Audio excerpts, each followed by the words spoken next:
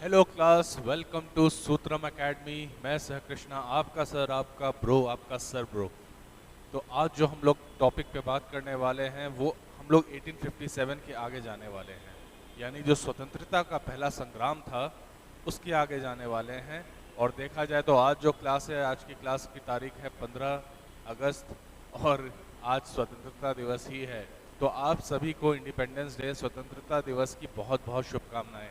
पर क्लास शुरू करने से पहले एक सवाल पूछते हैं आप लोग से। हम लोग झंडा हम लोग झंडा फहराते हैं या फिर ध्वजारोहण करते हैं आज? दोनों में डिफरेंस है, क्या आपको पता है इस बारे में? हम लोग आज की डेट में 15 अगस्त को ध्वजारोहण करते हैं या झंडा फहराते हैं? दोनों में शब्दों का खेल नहीं, दोनों में मतलब अलग है। 15 अगस्त के दिन हम लोग ध्वजारोहण करते हैं और 26 जनवरी के दिन हम लोग झंडा फहराते हैं। अब अंतर क्या है इसमें? ध्वजारोहण मतलब है ध्वज का रोहण करना है, यानी उसको ऊपर ले जाना। यानी आज 15 अगस्त के दिन हमने ब्रिटिश सरकार का जो झंडा था उसको नीचे उतारा था और अपना भारत का जो तिरंगा है उसको ऊपर रोहण किया था, ध्वजारोहण किया था और फहराया था। इसलिए आज के दिन प्रधानमंत्री जो है ध्वजारोहण करते हैं। और झंडा फहराने वाला कब होता है? तो वो होता है 26 जनवरी को। जो झंडा, ऑब्वियसली जब हम आज़ाद हो चुके हैं, झंडा वो ऊपर फहर रहा है, तो उसको हम लोग महज खोलते हैं और झंडा फहराते हैं उस दिन। तो ये डिफरेंस है झंडा तोलन या ध्वजारोहण जिसे कहते हैं, और झंडा फहराने में। ठीक है, तो आज की क्लास हम लोग शुरू करेंगे। और हम लोग 1857 का जो रिवोल्ट है, 1857 का जो रिवोल्ट है, वो हम लोग देख चुके हैं, वो कंप्लीट हो गया है। अब उसके आगे क्या होगा? क्योंकि पिछले ही क्लास में हम बताए थे कि 1857 के रिवोल्ट का जो आउटकम था, जो उसका जो सिग्निफिकेंस था, यानी जो महत्व था, वो देखा जाए तो चीज़ों को बहुत बदल दिया था। अंग्रेज़ों की मेंटालिटी तो बदली ही थी, हिंदुस्तानियों की भी मेंटालिटी बदली। उसके बाद अंग्रेज़ों की मेंटालिटी कैसे बदली? तो अंग्रेज़ ये बात समझ गए थे कि अब हिंदुस्तानियों के कल्चर में या रिलीजन में बहुत ज़्यादा इंटरफेयर नहीं करना है। दूसरी बात ये भी समझ गए थे कि जो हिंदुस्तानी हैं इनको आप मतलब कि ऐसा नहीं है कि इनसे आप जीत नहीं सकते हो, मतलब इनको सिर्फ हरा के ही रख सकते हो हमेशा। ये कभी ना कभी जीत सकते हैं अगर वैसा दूसरा विद्रोह होता है तो ये बात भी कहीं ना कहीं अंग्रेज़ समझ चुके थे। तीसरी बात ये भी था कि अंग्रेज़ों को ये बात कहीं ना कहीं एहसास हो गया था कि इन हिंदुस्तानियों को या भारतीयों को बिल्कुल अलग थलग रख के नहीं काम किया जा सकता हिंदुस्तान के अंदर। क्योंकि उन्हें, वो जो भी हैं, वो अलग कल्चर से आए हैं, अलग तक भले इतने सालों से रह रहे हैं, लेकिन बहुत अच्छी तरह से हर कोई उनके अंदर घुल मिल नहीं गया है।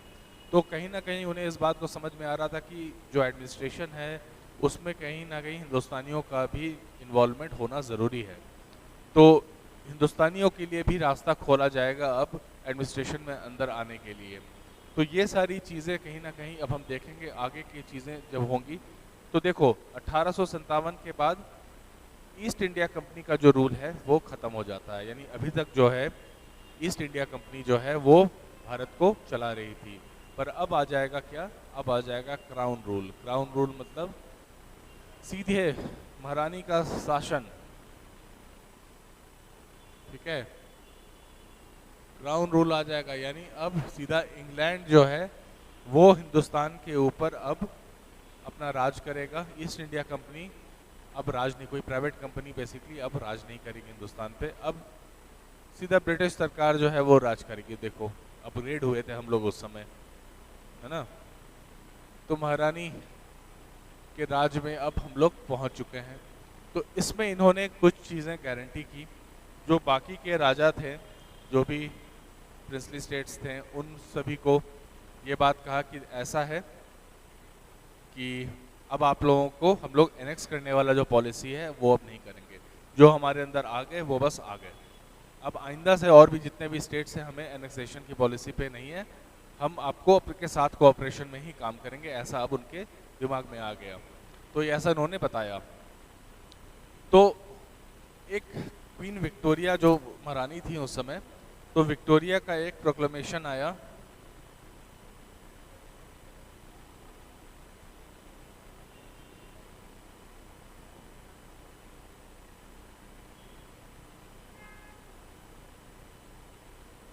ठीक है, क्वीन विक्टोरिया का प्रोक्लेमेशन आया। और उस समय के जो गवर्नर जनरल थे वो कौन थे? लॉर्ड कैनिंग थे। तो लॉर्ड कैनिंग जो हैं लॉर्ड कैनिंग बेसिकली अब इसको प्रोक्लेमेशन को रीड करते हैं और बताते हैं ये सारी बातें कि इस तरह से हमने तय किया है कि जितने भी इंडियन रूलर्स हैं, जो भी प्रिंसेस हैं, उन सभी को हम लोग अब उनके उनको सम्मान दिया जाएगा और कॉन्केस्ट का ऐसा कुछ हमारा इरादा नहीं है। सम्मान दिया जाएगा तो बहुत बड़ी बात बोल दी, ऐसा तो हम भी समझ रहे हैं, ऐसा कुछ हुआ नहीं होगा, राइट। वो बाद में इनका रंग तो हमने देख ही लिया, वो दिखेगा ही हमें आगे जाके। फिर ये भी कहा गया कि जो आपके पुराने जो आपके राइट्स हैं, मतलब जो आपके कल्चर है, जो एथिक्स है, जो रिचुअल्स है, इन सब चीज़ों के ऊपर हम लोग हस्तक्षेप नहीं करेंगे, इन चीज़ों को हम लोग अलग रखेंगे, ठीक है। और जस्टिस रखेंगे और बहुत ही अच्छी तरह से बेनोवलेंट हमारा बिहेवियर होगा। ये सब तरह की बातें इन्होंने कहीं कि हम बहुत आपको प्रेम भाव से रखेंगे, बहुत केयर करेंगे वगैरह, उस भाषा में कहा अपने। पर करने के लिए तो ऐसा कुछ इन्होंने किया नहीं, ये तो हम लोग अच्छी तरह से जान ही रहे हैं। और एक और चीज़ कहा गया कि जो इंडियंस हैं उनको एडमिनिस्ट्रेटिव सर्विस में एंट्री मिलेगी, जैसा मैंने अभी आपको बताया। क्लियर है? तो अब आता है government of India act. Government of India act जो आता है, ये आता है 1858 में।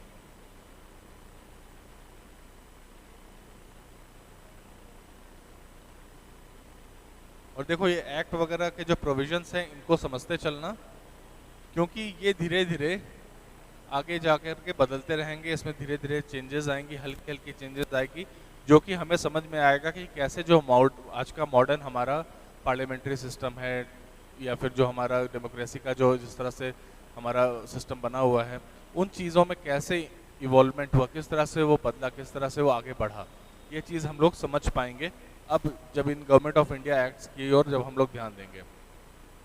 क्लियर है? तो गवर्नमेंट ऑफ इंडिया, इसका क्या था, सबसे पहला काम क्या किया इन्होंने? इन्होंने सबसे पहले जो गवर्नर जनरल का जो पोजीशन है उसको चेंज करके बना दिया वाइसरॉय का पोजीशन। पहला क्या हुआ, गवर्नर जनरल का पोस्ट हटा करके क्या बना, वाइसरॉय। बहुत लोगों को समझ में नहीं आता है डिफरेंस, आखिर गवर्नर जनरल और वाइसरॉय में डिफरेंस क्या है, बहुत लोग को नहीं पता है। किसी को पता है क्लास में? बताइए।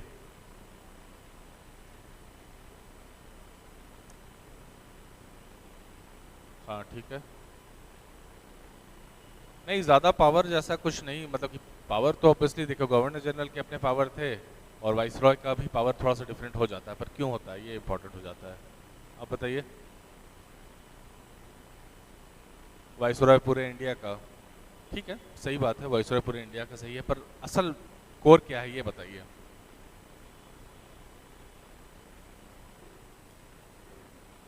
देखो जो गवर्नर जनरल था, ऑनलाइन कोई बच्चे जवाब दीजिए।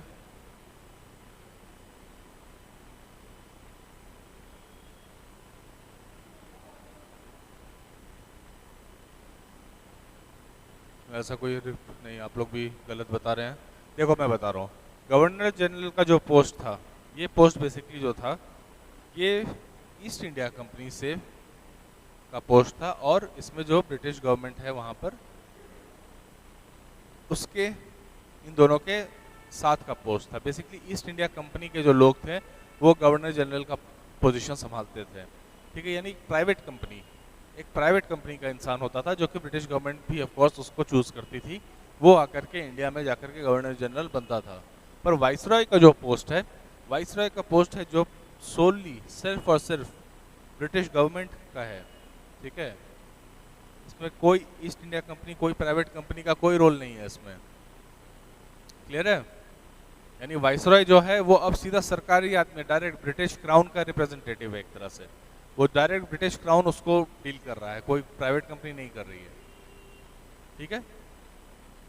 फिर और क्या इसमें एक चीज एडिशन था, इसमें ऐड हुआ secretary of state. Secretary of state का एक पोस्ट है जो इसमें ऐड हुआ। अब ये सेक्रेटरी ऑफ स्टेट का जो पोस्ट है, इसका क्या मतलब है, ये कौन है?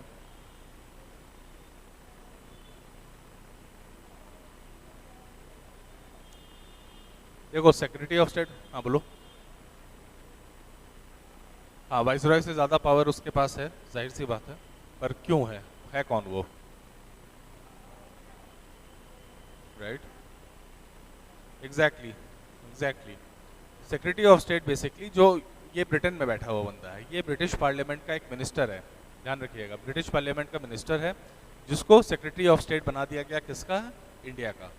यानी इंडिया से रिलेटेड जो भी मैटर्स हैं, वाइसरॉय जो है सेक्रेटरी ऑफ स्टेट को कंसल्ट करेगा, और सेक्रेटरी ऑफ स्टेट जो है उसके ऊपर डिसीजंस वगैरह लेंगे कि हाँ ये करना है, वो नहीं करना है, जो भी वहाँ ब्रिटिश पार्लियामेंट में इसके ऊपर डिस्कशंस होगा। यानी एक रिप्रेजेंटेटिव इंडिया में है, एक बंदा जो है हमें कंट्रोल कर रहा है लंदन से। जैसे आज की पार्लियामेंट्री फॉर्म में ही हम लोग देखते हैं कि एक सेंटर पे तो रहता ही है जो प्राइम मिनिस्टर रहता है, पर उसका एक इंसान, उसका एक रिप्रेजेंटेटिव हमारे स्टेट्स में होता है एज गवर्नर, ठीक है।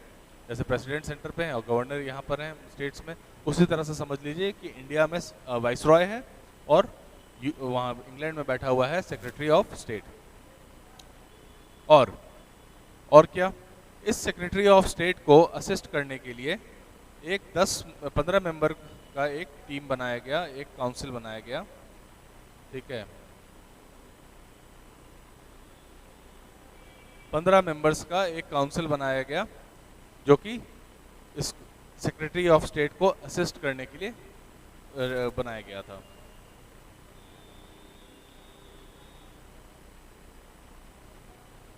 और एक और इम्पोर्टेंट पॉइंट क्या है, जाहिर सी बात है जब ये वाइसरॉय बन गया है, गवर्नर जनरल नहीं रहा, आपको ये वाइसरॉय बन गया है, यानी जो बोर्ड ऑफ डायरेक्टर्स थे, जो कोर्ट ऑफ डायरेक्टर्स था बेसिकली, ठीक है, उन दोनों को, sorry, board of control and court of directors, ये दोनों जो पोजीशंस थी, इन दोनों को हटा दिया गया। वो जब आप पीछे सारे एक्ट्स वगैरह पढ़ेंगे तब उसमें आपको पता चल जाएगा। तो इम्पोर्टेंट इसमें जो याद रखना यही है कि वाइसरॉय और गवर्नर जनरल ये चेंज होकर वाइसरॉय बना, सेक्रेटरी ऑफ स्टेट का एक नया पोस्ट बनाया गया, और इसको असिस्ट करने के लिए 15 मेंबर का एक काउंसिल बनाया गया, जो सेक्रेटरी ऑफ स्टेट का एक काउंसिल है।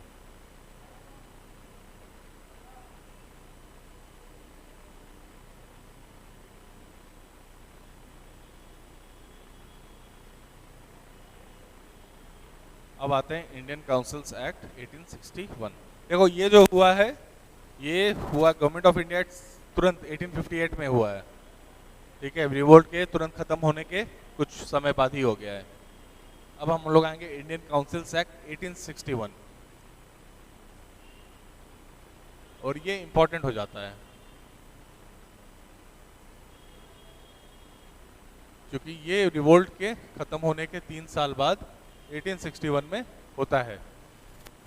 तो इसमें क्या चीज़ें हैं, देखो कहीं ना कहीं एक बात जान लो, कभी चर्चिल का नाम सुना है? विंस्टन चर्चिल बहुत ही घटिया इंसान था, बहुत घटिया इंसान था रियली में, पर हाँ कोट्स उसके बहुत अच्छे अच्छे, बातें तो बहुत अच्छी अच्छी किया था, पर आदमी बहुत ही बुरे तरीके का था। तो इंडियंस के लिए काफ़ी बिल्कुल वो दानव ही था एक तरह से। तो विंस्टन चर्चिल के पिताजी थे रुडोल्फ चर्चिल, ठीक है। तो रुडोल्फ चर्चिल ने कहा था उस समय 1861 के दौरान कि without India England will cease to be a nation, मतलब कि इंडिया के बगैर इंग्लैंड एक देश ही नहीं रहेगा। सोचो कितना हम उन्हें बेनिफिट दे रहे थे, कितना प्रॉफिट उन्हें मिल रहा था हमसे, राइट। तो रिवोल्ट के बाद देखो कहीं ना कहीं अंग्रेज़ों को, जैसा मैंने बताया पहले भी, कि उनको लगा ऐसा कि इंडियंस को एडमिनिस्ट्रेशन में लाना चाहिए, उनको एडमिनिस्ट्रेशन में आने में फ़ायदा होगा। तो इस कारण से इन्होंने कुछ नए प्रोविजंस लाए और एक नया काउंसिल एक्ट बनाया, जिसके तहत प्रोविजंस के थ्रू ये लोग काम करना शुरू किए। तो इंडियंस को इन्होंने बेसिकली कहा कि अब इंडियंस को हम लोग लॉ मेकिंग प्रोसेस में इंक्लूड करेंगे, और इनको as a non official member हम लोग इंक्लूड करेंगे। क्लियर है? As a non official member हम लोग इंडियंस को भी इंक्लूड करेंगे, as they were nominated based on that. तो एक तरह से हम ये समझ रहे हैं कि इससे जो है डिसेंट्रलाइजेशन ऑफ पावर हो रहा है, राइट। इससे डिसेंट्रलाइजेशन ऑफ पावर हो रहा है, यानी पावर जो पहले सिर्फ सेंटर में था अब वो बाहर निकल रहा है धीरे धीरे, अब इंडियंस के पास भी जा रहा है। जो सिर्फ ब्रिटिश के पास था, अब थोड़ा थोड़ा इंडियंस के पास भी ये पावर अब जाने की प्रक्रिया शुरू हो रही है। क्लियर है? नाउ तो ये एक प्रोसेस हुआ, तो उसमें डिसेंट्रलाइजेशन में क्या हुआ, तो जो बॉम्बे था, बॉम्बे प्रेसिडेंसी था और मद्रास प्रेसिडेंसी था, इन दोनों को इनके जो पावर्स हैं वापस दे दिए गए। इनको जो पावर पहले ले लिया गया था, सारे पावर को बंगाल प्रेसिडेंसी के हाथ में दे दिया गया था, ठीक है, वही मेन गवर्नर जनरल बन गया था ऑफ इंडिया जो बंगाल का था। तो ये प्रेसिडेंसी के पावर को वापस से रिस्टोर कर दिया गया इनके गवर्नर जनरल्स के पास। फिर क्या होता है, तो वाइसरॉय कैनिंग जो है एक तरह से एक नया पोर्टफोलियो सिस्टम स्टार्ट करते हैं, राइट। तो उतना डेप्थ में हमें जाने का जरूरत नहीं है फॉर प्रीलिम्स, पर ये कुछ जो इंपॉर्टेंट चीज़ें हैं ये जान लो कि इंडियंस की नीड महसूस हुई एडमिनिस्ट्रेशन ने, पहला। दूसरा, इन दोनों प्रेसिडेंसीज को इन्होंने अपना वापस से पावर दे दिया। एक और बहुत इंपॉर्टेंट पॉइंट इसका था ऑर्डिनेंस इशू करने का। जो ऑर्डिनेंस है, जो वाइसरॉय है इमरजेंसी सिचुएशन में ऑर्डिनेंस इशू कर सकता है। वो कोई भी एक तरह से कोई भी लॉ या कोई भी नियम कुछ ऐसा ला सकता है अगर इमरजेंसी का सिचुएशन है। और यही ऑर्डिनेंस का पावर आज भी हम लोग देखते हैं, हमारे कॉन्स्टिट्यूशन में भी डाला गया है कि जब parliament is not in session the president can issue ordinances, यानी जब पार्लियामेंट सेशन में नहीं है प्रेसिडेंट कोई ऑर्डिनेंस को ला सकती है। तो उसका कहीं ना कहीं जेनेसिस जो है, स्टार्टिंग जो है वो इंडियन काउंसिल एक्ट से स्टार्ट हुआ है। इसको आप अपने आंसर राइटिंग में भी इंक्लूड कर सकते हैं जब पूछा जाएगा।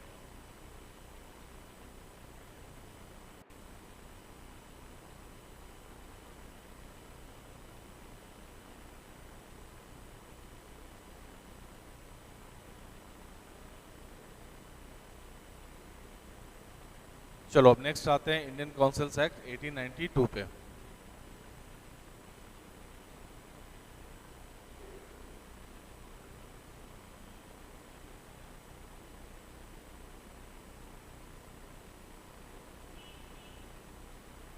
1861 में हुआ और उसके 30 साल बाद 1892 में भी हुआ। और इस बार भी बहुत सारी चीज़ें बदली गई।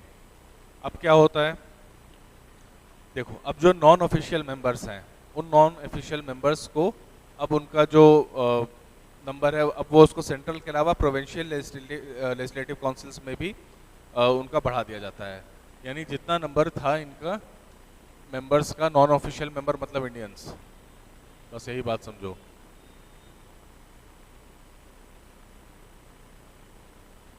तो नॉन ऑफिशियल मेंबर्स मतलब इंडियंस की बात हो रही है यहाँ पर। जो इंडियंस हैं इनका जो है रिप्रेजेंटेशन अब बढ़ा दिया जाता है प्रोविंशियल में, यानी जो प्रोविंसेस में जो इनकी लेजिस्लेटिव काउंसिल्स हैं प्रोविंशियल,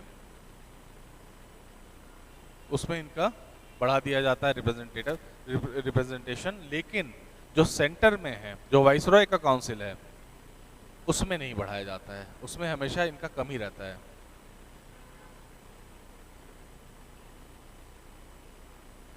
ठीक है, जो वाइसरॉय का काउंसिल है उसमें इनका जो नंबर है वो नहीं बढ़ाया जाता है, लेकिन इसमें बढ़ा दिया जाता है प्रोविंशियल वाले में। फिर जो काउंसिल है उसको थोड़ा और पावर्स दिए जाते हैं, इनको थोड़ी और पावर मिलते हैं, जैसे कि बजट का डिस्कशन कर सकते हैं ये अब।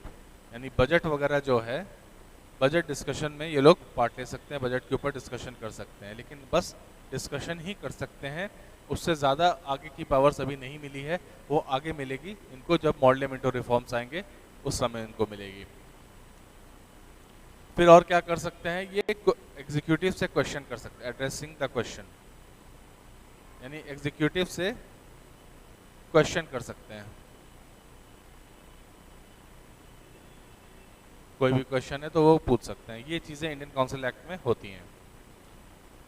तो एक चीज़ हम समझ रहे हैं यहाँ पर कि इंडियंस का पार्टिसिपेशन जो है वो अब बढ़ रहा है। एडमिनिस्ट्रेशन में भी हम लोग देख लिए आ गए, पॉलिटिकली भी देखो कहीं ना कहीं से इनका प्रोविंशियल लेजिस्लेशन में इनका पार्टिसिपेशन बढ़ रहा है।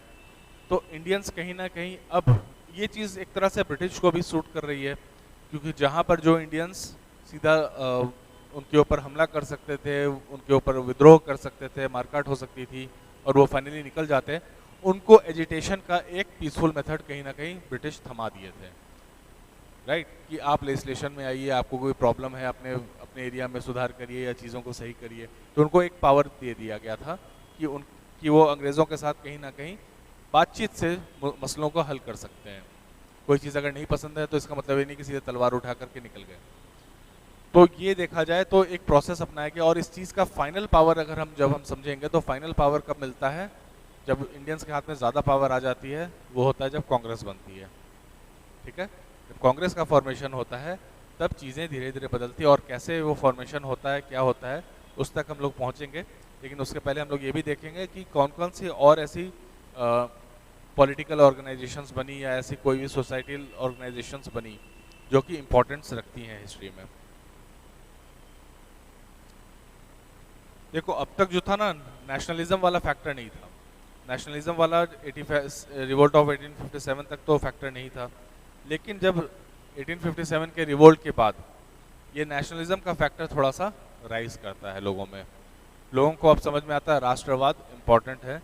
हमारी वही मिसिंग थी, रिवोल्ट ऑफ 1857 में राष्ट्रवाद नहीं था, नहीं तो अगर राष्ट्रवाद होता तो हम लोग जीत सकते थे रिवोल्ट को, ठीक है। तो पॉलिटिकली अगर हम एक्टिव देखें तो ये लोग एक्टिव कब से होने शुरू हो गए थे। एक इम्पॉर्टेंट ऑर्गेनाइजेशन बनी थी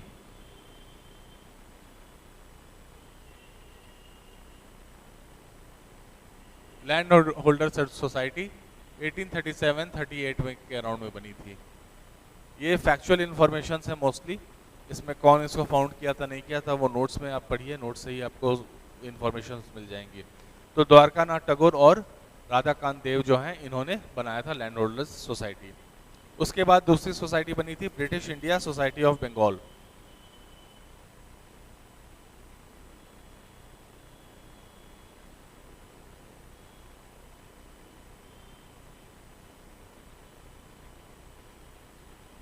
ठीक है, British India Society of Bengal.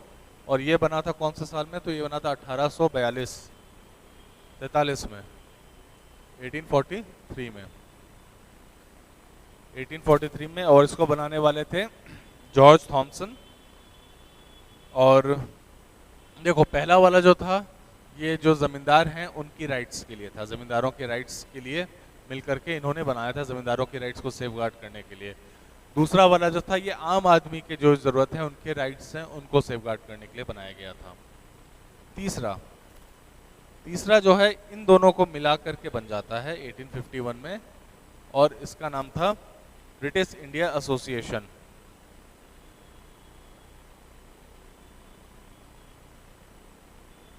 अब क्या हो रहा है, ये लोग दोनों ग्रुप जो हैं वो मिल जा रहे हैं, ठीक है, 1851 में। अब जमींदारों का मसला भी है वो भी देख रहे हैं, और कॉमन लोगों का मसला है वो भी देख रहे हैं,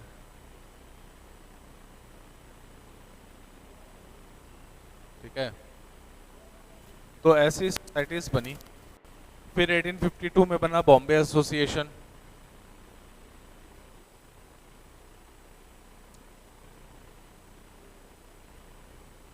ठीक है, ये बना 1852 में।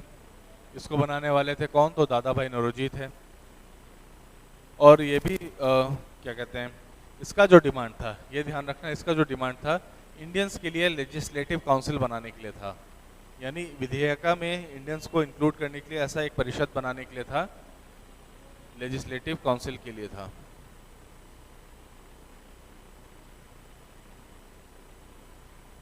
ठीक है,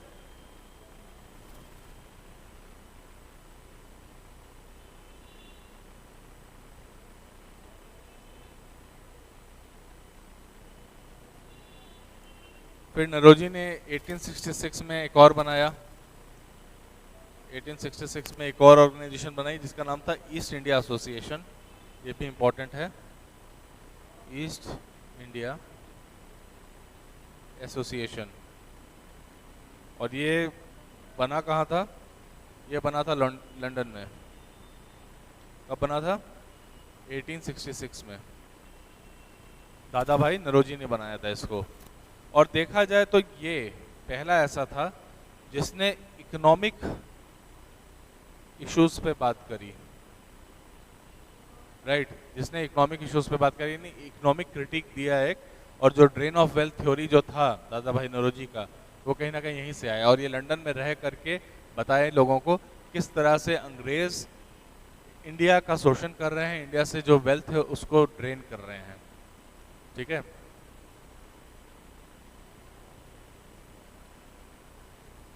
उसके अलावा एक दो और हैं,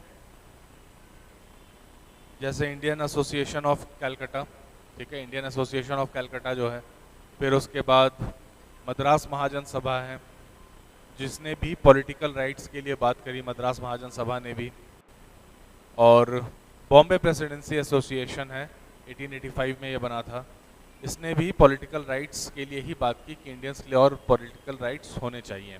तो देख रहे हैं हम कि अब कहीं ना कहीं हमारा माइंडसेट जो है वो एग्रेशन से कहीं ना कहीं एक ऐसे इंस्टीट्यूशंस की तरफ तब्दील हो रहा है जिससे उन्हें पॉलिटिकल राइट्स मिले और बातों के जरिए मुद्दों को हल किया जा सके, ना कि हर बार हम लड़ाई कर सके। तो एक माइंडसेट में देख रहे हैं धीरे धीरे शिफ्ट हो रहा है लोगों के। तो नेशनलिज्म का जो फैक्टर है वो कहीं ना कहीं समझ में आ रहा है।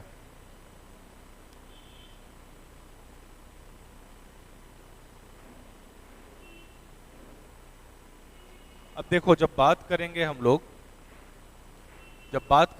लोग कि आखिर नेशनलिज्म का जो राइज हुआ 1857 के बाद, तो ये कैसे हुआ, क्या क्या चीज़ें थी, ठीक है। अब ये बहुत ही इलेबोरेट चीज़ है, ये बेसिकली मेंस के लिए है। आपको मेंस में अगर इसके ऊपर लिखना रहा तो वो बहुत सारी चीज़ें इसमें आती हैं, तो मेंस का टॉपिक है। जैसे for example collision of interest एक थ्योरी रहेगा, जिसमें कि लोगों को जो वहाँ उस समय के जो लोग थे उनको भी नेशनलिज्म जो बेसिकली धीरे धीरे समझ में आया, ठीक है। क्योंकि कुछ लोग जो हैं वो समझते थे कि ब्रिटिश का होना उनके लिए बहुत ज़रूरी है, ब्रिटिश अगर नहीं रहेंगे तो फिर कोई फ़ायदा नहीं है। बहुत लोग का थ्योरी ये भी था, जो एजुकेटेड लोग थे, खास करके जो पढ़े लिखे लोग थे। और ये और बढ़ा जब पॉलिटिकल यूनिफिकेशन हुआ देश का, जब पॉलिटिकल एक्टिविटीज़ बढ़ी, तो कहीं ना कहीं हम देख रहे हैं ये चीज़ें और थोड़ा सा बढ़ती है। ट्रांसपोर्ट वगैरह जब आया, ट्रांसपोर्ट एंड कम्युनिकेशन जब बढ़ा, तो हम देख रहे हैं उसके कारण से ये काम तो शुरू वैसे ट्रांसपोर्ट का ब्रिटिश ने अपने काम के लिए किया था, लेकिन इस तरह से इंडियंस को भी जब फ़ायदा होने लगा, लोग दूर दूर से लोग एक दूसरे से मिलने लगे, पहुंचने लगे एक दूसरे के पास, तो आइडियाज़ का एक्सचेंज हुआ। तो इस तरह से बहुत सारी बातें हैं जो आपको फैक्टर्स अफेक्टिंग नेशनलिज्म में, राष्ट्रवाद के पढ़ने के कारण में जब हम देखेंगे तब हम इसको मेंस वाले टॉपिक के समय हम लोग इसको देखेंगे। फिलहाल हम लोग आगे बढ़ते हैं।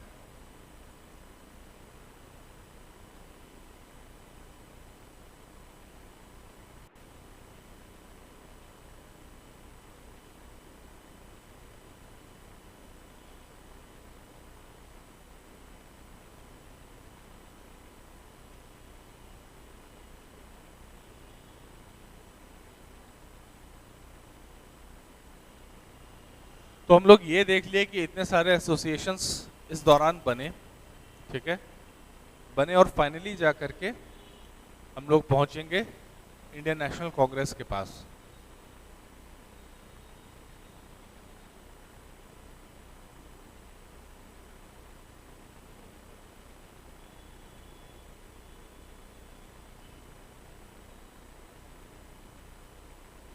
इंडियन नेशनल कांग्रेस के पास अब क्या होता है, देखो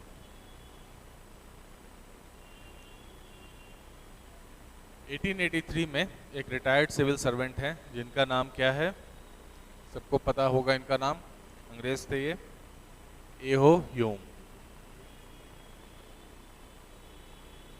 तो एहो ह्यूम ने बेसिकली अगुवाई करी कि ऐसा एक होना चाहिए पैन इंडिया लेवल का पॉलिटिकल पार्टी इंडिया के लिए, जो कि अपने इंडिया के जो मुद्दे हैं वो ब्रिटिश तक पहुंचा सके। तो ये आइडिया कहीं ना कहीं एहो ह्यूम का था। तो इंडियंस के साथ मिलकर, जो पढ़े लिखे इंडियंस थे उनके साथ मिलकर के इन्होंने इस तरह एक ऑर्गेनाइजेशन बनाने का ऐसा कुछ इन्होंने परिकल्पना किया। उस समय ब्रिटेन में चल रहा था, इलेक्शन वगैरह का टाइम था। तो ये लोग क्या किए, ब्रिटेन जा कर के वहाँ इलेक्शन में एक तरह से इन्होंने प्रपोज किया कि जो लोग इंडिया के सपोर्ट के लिए खड़े हैं, जो लोग इंडिया के कॉज के लिए वोट लेने आ रहे हैं, आप उनको वोट दीजिए। फिर चुनाव होता है और चुनाव में ऐसा कुछ भी नहीं होता है कि जो लोग इंडिया के सपोर्ट में थे उनको जिता दिया जाए। तो इंडियंस को कहीं ना कहीं ये बात समझ में आ गई कि इनको जो भी लड़ाई लड़नी है खुद से ही लड़नी है, इनको वैसा कोई सपोर्ट वहाँ से मिलने वाला नहीं है। तो 1885 में इस तरह से इंडियन नेशनल कांग्रेस के बनने का प्रोसेस शुरू हुआ। पहला मीटिंग जो था इंडियन नेशनल कांग्रेस का कहाँ हुआ, फैक्चुअल इन्फॉर्मेशन है, जान लीजिए। पहला मीटिंग सबको जानते हैं मुंबई में हुआ, ठीक है, पुणे में नहीं हुआ, पुणे में होने का था पर पुणे में उस समय कोई महामारी चल रही थी, तो प्लेग वगैरह या कुछ चल रहा था, जिसके कारण पुणे में नहीं हुआ, तो मुंबई में हुआ। ठीक है, और कब हुआ मुंबई में? तो 28 दिसंबर को, हम लोग जानते हैं 28 दिसंबर को पुणे में पहला सेशन हुआ, और इसके प्रेसिडेंट जो थे उनका नाम क्या था? वोमेश चंद्र बनर्जी।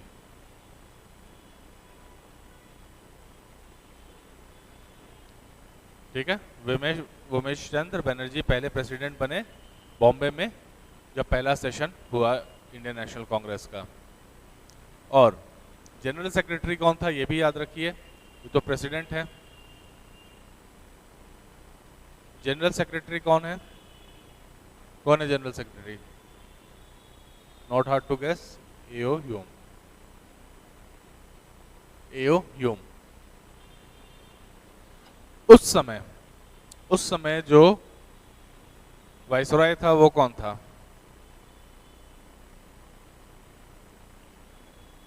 डफरीन।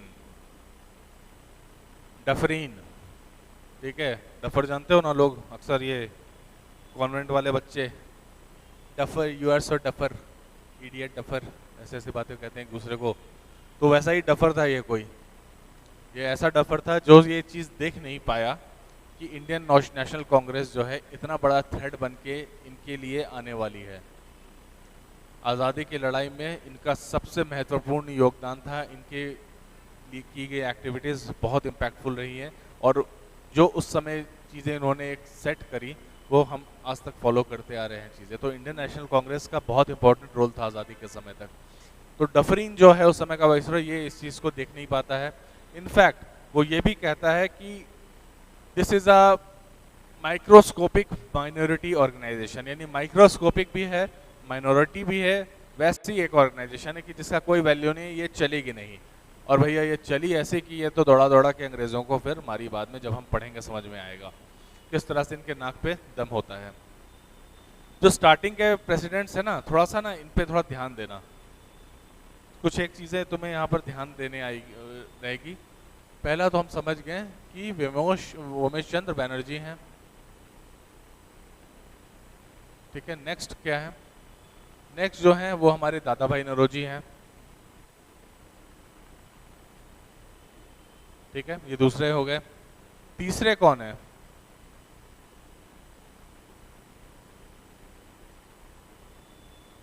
तीसरे हैं बदरुद्दीन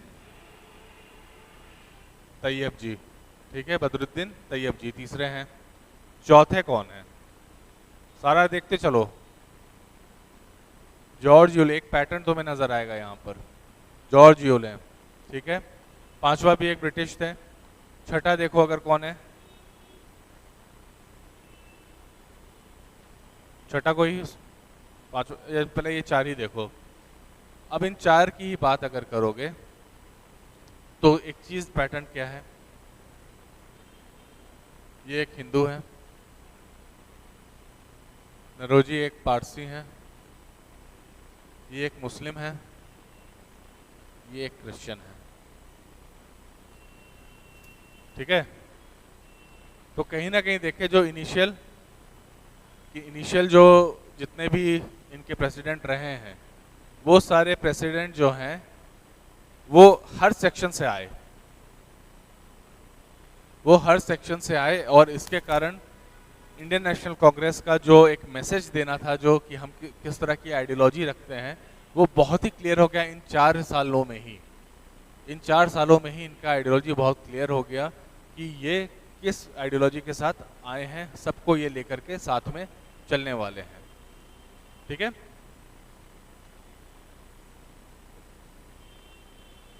एक चीज ध्यान रखना, दादा भाई नौरोजी जो हैं ये 3 बार बनते हैं प्रेसिडेंट, ये 3 बार बनते हैं।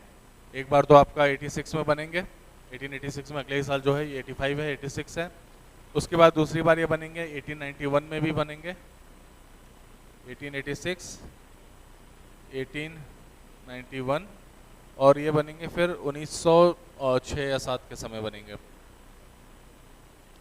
मैं अपडेट कर देता हूँ आपको।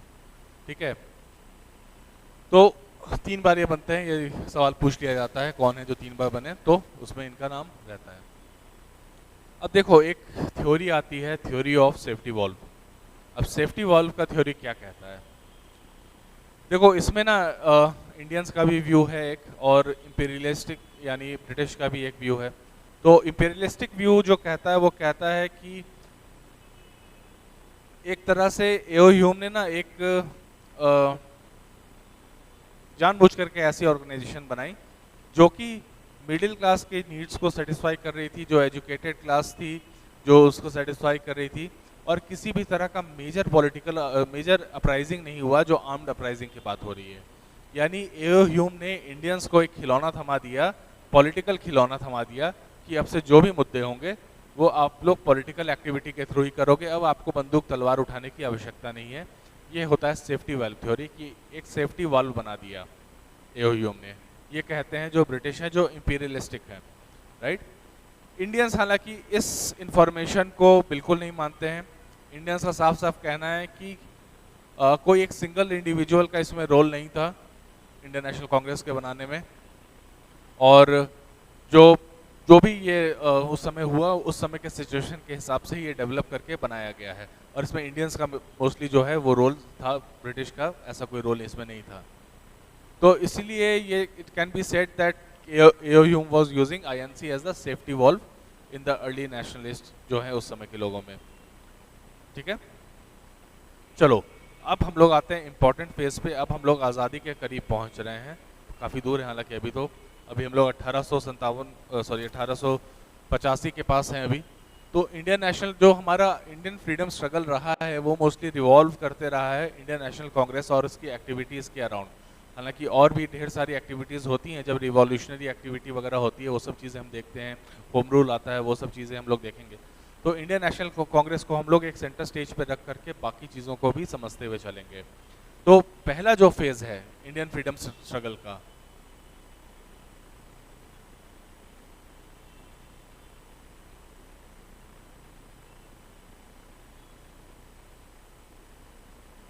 इंडियन फ्रीडम मूवमेंट, इसको हम लोग आईएनएम भी शॉर्ट में कहते हैं। आईएनएम एग्जाम में हालांकि आईएनएम मत लिखना, तुम्हें पूरा ही लिखना होगा।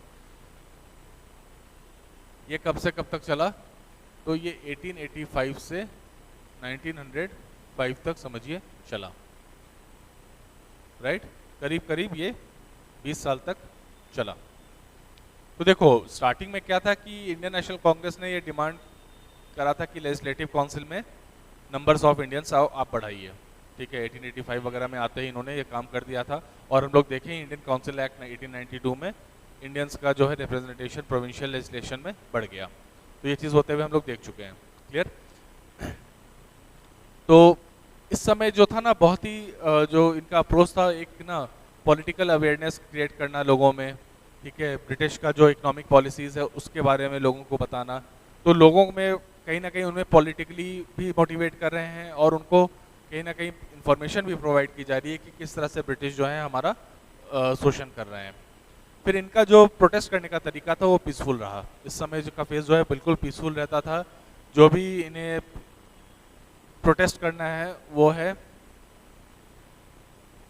प्रेयर पिटीशन, यानी पहले आप प्रे करिए कि उनसे बोलिए कि सर सर प्लीज़ सर मान जाओ सर, वैसा वाला।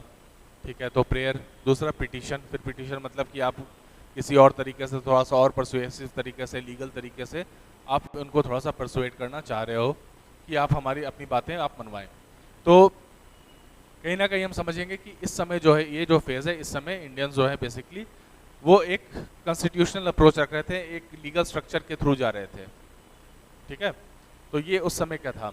तो अर्ली नेशनलिस्ट जो है, एक तरह से कहो कि ये लोग जो हैं, इस फेस के जो लोग हैं, इनको ना मासेस में बिलीव नहीं था। ये मासेस को इन्फॉर्मेशन ज़रूर दे रहे हैं कि पॉलिटिकली आप एक्टिव होइए, ये प्रॉब्लम्स हमारे साथ अंग्रेज कर रहे हैं, लेकिन उनमें ये विश्वास नहीं था कि अंग्रेज जो हैं वो उठ सकते हैं, सॉरी जो इंडियंस है वो उठ करके अंग्रेज़ों के खिलाफ लड़ सकते हैं। उनमें वो भरोसा नहीं था मासेस के लिए, तो इस बात का ध्यान रखिएगा।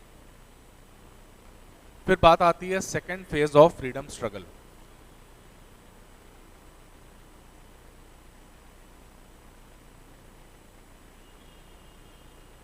Second phase of Indian national movement. अब यहाँ क्या होता है, ये फेज जो है, ये फेज को हम लोग थोड़ा एक्सट्रीमिस्ट फेज कहते हैं। ठीक है, ये फेज जो है एक्सट्रीमिस्ट फेज है, यह 1905 से लेकर के 15 तक है, ये एक्सट्रीमिस्ट फेज है। अभी तक सिनेरियो में गांधी नहीं आया है। ठीक है, वहाँ से जो हम पढ़ेंगे तो एक अलग गांधीयन एरा होगा वो। तो ये सेकंड फेज है इंडियन नेशनल मूवमेंट का। अब यहाँ पर देखो क्या होता है, चीज़ें कहाँ से शुरू होती हैं। चीज़ें शुरू होती हैं 1905 में बंगाल का पार्टीशन से।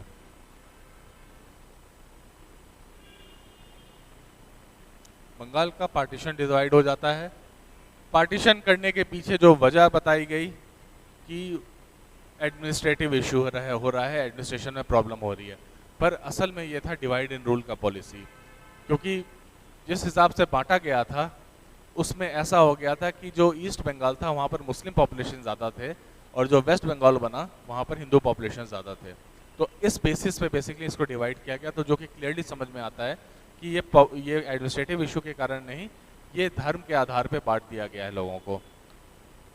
तो जो ईस्ट बंगाल था वहाँ पर अपना बांग्लादेश जो आज का है बांग्लादेश चला गया, आसाम चला गया, और जो वेस्ट बंगाल रहा उसमें अपना उड़ीसा, बिहार, बंगाल जो करंट है अभी, वो सारी जगह आ जाते हैं।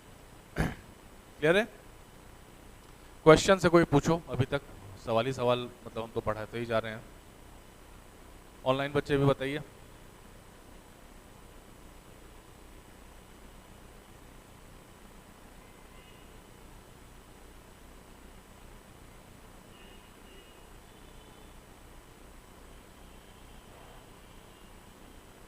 हाँ जी,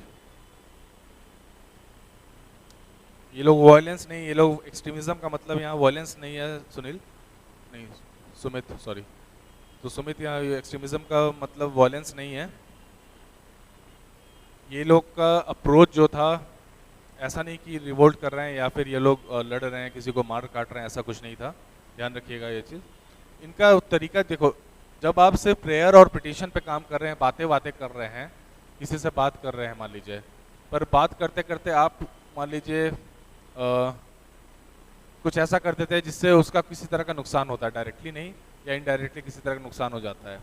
ठीक है, या कुछ ऐसा आपका गुस्सा दिख जाता है, आप ऐसा कुछ कर देते हैं, डायरेक्टली आप उस पर शायद कुछ नहीं कर रहे हैं लेकिन आपका गुस्सा नज़र आ रहा है, तो वैसा वाला जो एक्सट्रीमिज्म होता है उस तरह का एक्सट्रीमिज्म था। आप अभी डायरेक्टली हर्ट नहीं कर रहे, फिजिकली हर्ट नहीं कर रहे हैं किसी को। क्लियर है? क्लियर है आपको सुमित?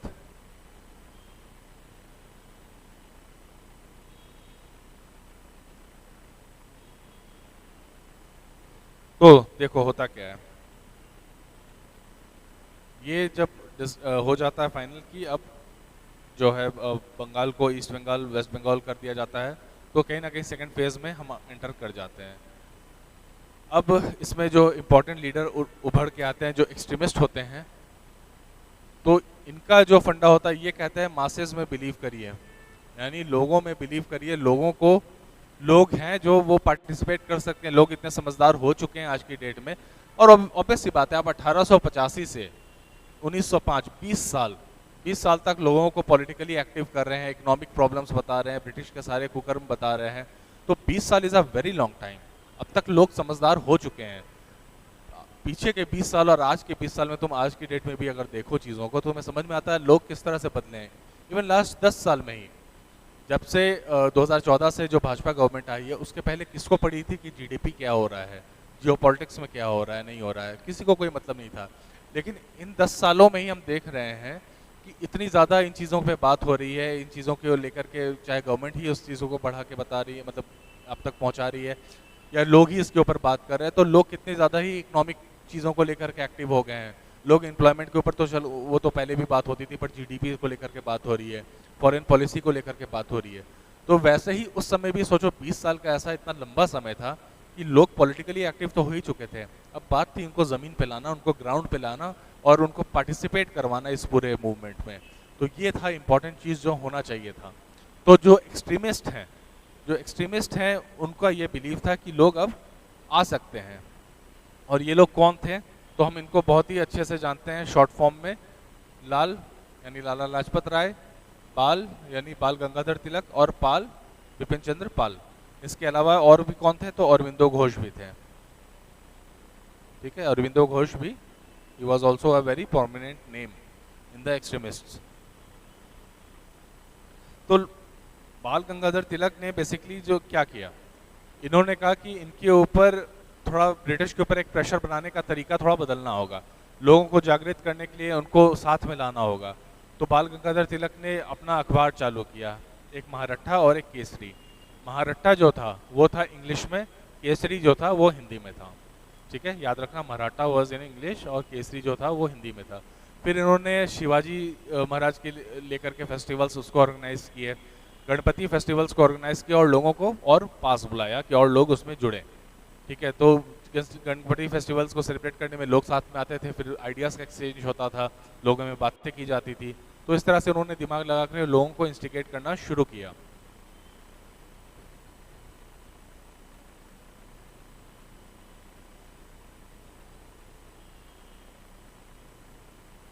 अब तो एक्सट्रीमिज्म में क्या ऐसा करना था, तो इनका कहना था कि बॉयकॉट किया जाए, अंग्रेज़ों के सामानों को, अंग्रेज़ों के प्रोडक्ट्स को, अंग्रेज़ों की आइडियोलॉजी को, इन चीज़ों को बॉयकॉट किया जाए।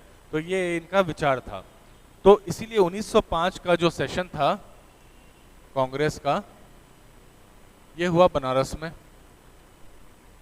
और इसको हेड किया था गोपाल कृष्ण गोखले ने।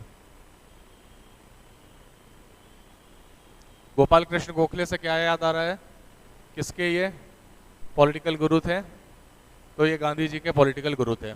ठीक है, ये तो हमको पता होना चाहिए, एग्जाम में पूछने वाले सवाल हैं सब। तो गोपाल कृष्ण गोखले को प्रेसिडेंट बनाया गया और उसमें स्वदेशी के ऊपर बात किया गया। ठीक है, स्वदेशी और बॉयकॉट मूवमेंट के ऊपर बात किया गया, यानी क्या बॉयकॉट करना है, तो हमें मैनचेस्टर यूके का जगह था, वहाँ का मैनचेस्टर क्लॉथ यानी मैनचेस्टर का कपड़ा, और लिवरपूल का सॉल्ट यानी नमक, लिवरपूल का सॉल्ट। क्या हुआ, वीडियो कुछ गया क्या?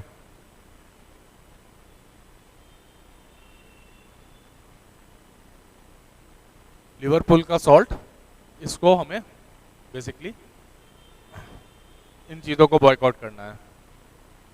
ऑडियो वीडियो इशू आ रहा है क्या कुछ?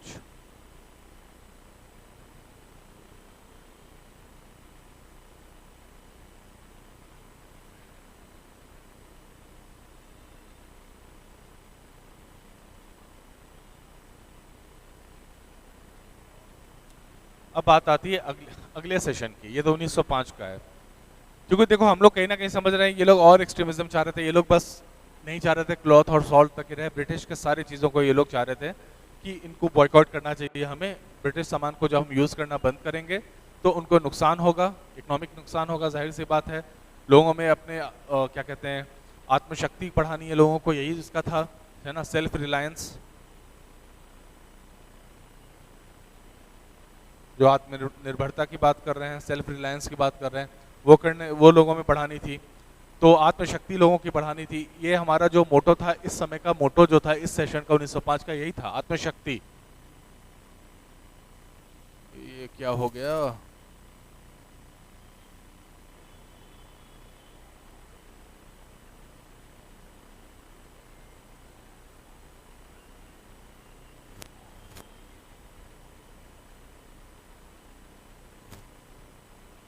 आई थिंक इशू आ रहा है, बच्चे कह रहे हैं वीडियो में इशू आ रहा है। ऑडियो क्लियर है?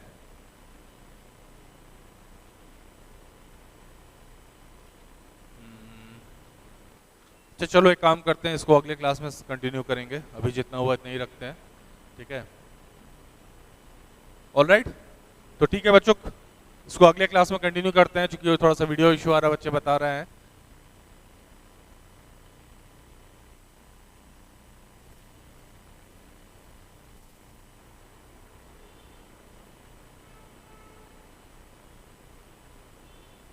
बार बार डिस्कनेक्ट हो रहा है। ओके ठीक है, चलो फिर अगले क्लास में मिलते हैं, इस टॉपिक को कंप्लीट करेंगे और कुछ नया भी जानेंगे, अगले फेज तक पहुंचेंगे हम लोग, चीज़ों को अच्छे से अलाइन करके समझेंगे। ठीक है, पढ़ाई करते रहिए अच्छे से, आप लोग मेहनत करिएगा, सिंसियरली पढ़िएगा तो बिल्कुल ही आपका रिजल्ट होगा, इसलिए उसके लिए टेंशन नहीं लेना है।